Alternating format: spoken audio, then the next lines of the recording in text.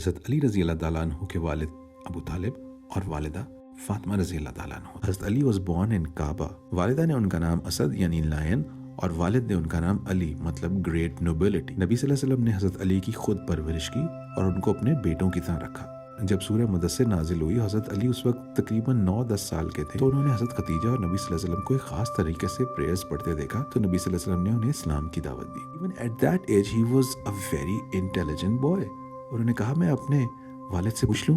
حضرت علی کہتے ہیں اس رات میں سو نہ سکا، مجھے ایسا لگا جیسے میرے دل میں کوئی چیز اتر گئی ہے. والد سے تو نہ پوچھا، لیکن صبح آتے ہی نبی صلی اللہ علیہ وسلم کے سامنے سبمیشن دے دی. الصفا کے مقام پر نبی صلی اللہ علیہ وسلم نے اب سارے قریش یعنی اپنی فیملی کو جمع کر کے اسلام کی دعوت دی، تو ان سب نے انکار کر دیا. یہاں حضرت علی جو صرف 9-10 سال کے تھے، انہوں نے بہادری سے کہا یا رسول اللہ میں آپ پہ ایمان لاتا ہوں.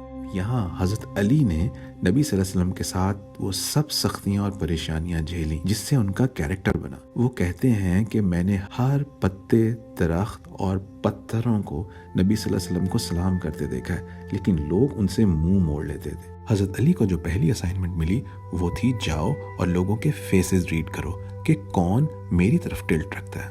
اسی ایکسرسائز میں حضرت ابو ذر غفاری ایمان لائے.